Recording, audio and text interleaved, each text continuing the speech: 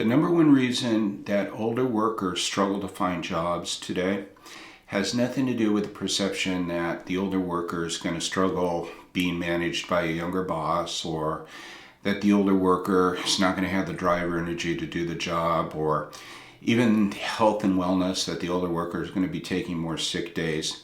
No, the number one reason cited by employers in a study that I'll get into in a moment is that their perception is that the older worker is not going to be able to adapt to new technologies and new capabilities. My name is Bill Benoist. I'm a certified professional career coach here in Silicon Valley. I primarily work with individuals in mid to late career, and I already knew about this. It was an empirical study that I cited several years ago in one of my videos, but it just recently came up again. I just stumbled upon it. It was a study that was done by the Organization for Economic Operation and Development, something out of the UK. They surveyed hiring managers in 8 different countries, including the US, and this was their number one concern. True or not, it's the concern out there. It's the perception. So what can you do about this? I've talked about this before. You need to be a continuous learner. This is so important if you're over the age of 45. By the way, this same study, and I'm going to leave a link to it in the notes section below this video, they showed that this wasn't a concern between individuals that were under the age of 45. It was a big concern for the older individuals.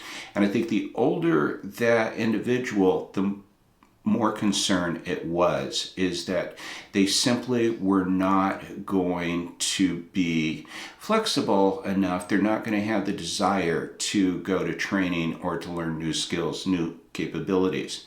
Those individuals, baby boomers that is, they're relying upon their experience in the industry and the skills that they bring to the table. But what the employer is looking for is the adaptability of new skills, new technologies, new capabilities. And I think the reason for this, and it's also cited in the study as well, is the rapid advancement of technologies, right? I mean, that makes total sense. Such a rapid investment in technologies. Things are changing at a rapid point, and that if they're hiring somebody, they need to make sure that individual is going to be willing to learn these new technologies. Whether they're 45, 55, or 65, they need to show that they're open to learning new things. And so how do you do this? I mean, again, and I've talked about this before, this is something that we're very fortunate to have. All of this online training, Coursera, LinkedIn Learning, Skillshare, Udemy, all of these things that we have the ability to stay atop of our skills. And these skills are needed no matter what industry you're in. I mean, if you are a product manager or a program manager, I mean, are you staying up to date with Agile, with lean methodologies, with waterfall? If you're a financial analyst or somebody that's in the accounting department, are you up to speed with creating financial modeling, stuff like this? Every field has skills that are rapidly developing, and you need to stay on top of this. So not only on top of it, but you need to show it on your resume, and you need to be talking about it as well. But when you start doing this new training, and one of the things I really do appreciate LinkedIn Learning, because one of the avenues that it is, and also it was in this study as well, is that it's LinkedIn profiles that these hiring managers and recruiters are looking at the most. And one of the beautiful things with LinkedIn platform is that if you're taking any of the classes that are offered through LinkedIn Learning, once you complete it, you can have a little certificate, a little icon put right on your LinkedIn profile, so that it's very visible there. But the other thing you'd be doing is putting this on your resume as well.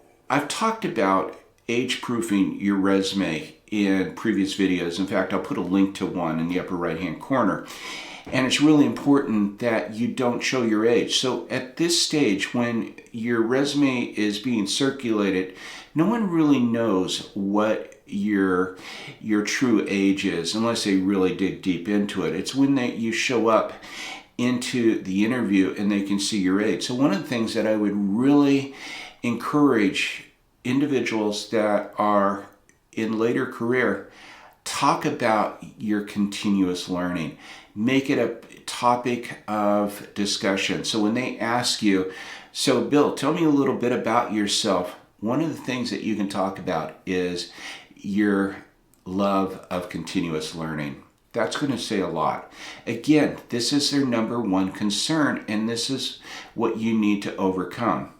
So I hope this video was informative and useful. It's a short one today, but it's just something that I think is really important that you need to recognize. I mean, if you just sit there, you know, we hear about the ageism, we hear about age discrimination out there, but ask yourself this question: what is that number one concern about my age? What is it? And it's not what you might think it is. It's your inability, or the perception of your inability to adapt to new technologies and new capabilities. So thanks for stopping by, and I'll see you next week. Take care.